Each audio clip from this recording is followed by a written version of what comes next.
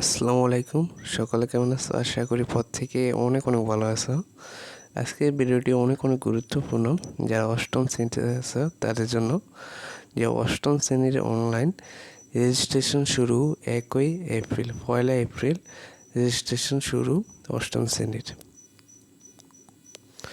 2022 সালে অষ্টম শ্রেণীতে অধ্যয়নরত শিক্ষার্থীদের অনলাইনে রেজিস্ট্রেশন শুরু হবে 1 এপ্রিল, চলবে আগামী 15 মে পর্যন্ত। বৃহস্পতিবার 24 মার্চ রাতে ঢাকা শিক্ষা বোর্ডের বিদ্যালয় পরিদর্শক অধ্যাপক মোহাম্মদ আবুল মনসুর ভূঁইয়ার সই করা এক অফিস আদেশ থেকে তথ্য জানানো হয়। এতে বলা হয় যে এসএসসি পরীক্ষার বছরের 1 জানুয়ারি পরীক্ষার্থীদের ন্যূনতম বয়স 11 বছরের বেশি হতে হবে। ঢাকা বোর্ড থেকে পাঠানো দানের অনুমতি ও স্বীকৃতি পাওয়া শিক্ষা প্রতিষ্ঠানের শিক্ষার্থীরা নিজ শিক্ষা প্রতিষ্ঠানের নামে রেজিস্ট্রেশনের সুযোগ পাবেন। নির্ধারিত সময়ের মধ্যে শিক্ষার্থীদের রেজিস্ট্রেশন করতে ব্যর্থ হলে দায় বর্তাবে প্রতিষ্ঠান প্রধানদের উপর। আরও বলা হয়, বোর্ড থেকে অনুমতিবিহীন প্রতিষ্ঠানের শিক্ষার্থী পার্শ্ববর্তী বা কাছের অনুমোদিত নিম্ন মাধ্যমিক বা মাধ্যমিক স্কুল অথবা স্কুল অ্যান্ড কলেজের মাধ্যমে রেজিস্ট্রেশন করতে পারবেন। যেভাবে রেজিস্ট্রেশন করবেন, ঢাকা বোর্ডের ওয়েবসাইটে নির্ধারিত OMES বা ESIF বাটনে ক্লিক করে EINA পাসওয়ার্ড দিয়ে লগ ইন করে শিক্ষার্থীদের রেজিস্ট্রেশনের তথ্য দিতে হবে।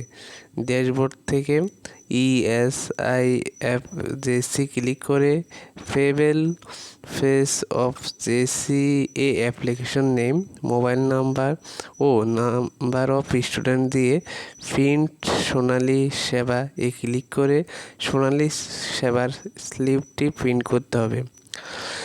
ব্যাংকে 24 ঘন্টার মধ্যে পেমেন্ট দিলে নির্ধারিত শিক্ষার্থীদের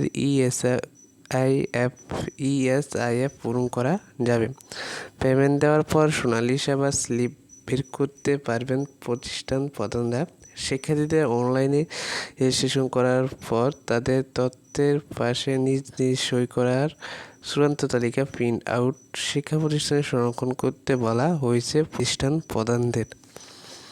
এছাড়াও শর্ত হিসেবে বলা হয়েছে যে 1 নম্বরে আছে নতুন পাঠদানের অনুমতি পাওয়া নিম্ন মাধ্যমিক বিদ্যালয় যেসব প্রতিষ্ঠান এর মধ্যে নিজ নামে জেএসসি পরীক্ষায় অংশ নেয়নি ব্যানবেস থেকে AIN সংগ্রহ করবে। এরপর সোনালী ব্যাংকে সোনালী সেবার মাধ্যমে 1500 টাকা জমা দিয়ে বোর্ডের স্কুল শাখার মাধ্যমে লগ ইন পাসওয়ার্ড সংগ্রহ করবে।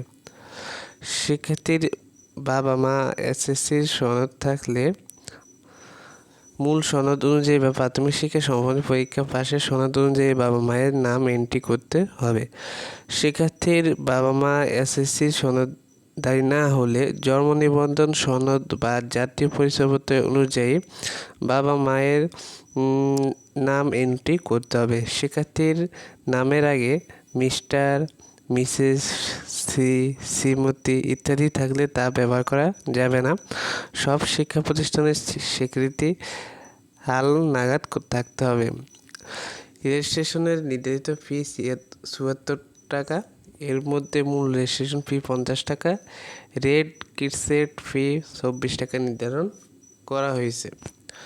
4 নম্বর, বিদ্যালয় কর্তৃপক্ষকে সব তথ্য নিশ্চিত করে ডাটা এন্ট্রি করতে হবে।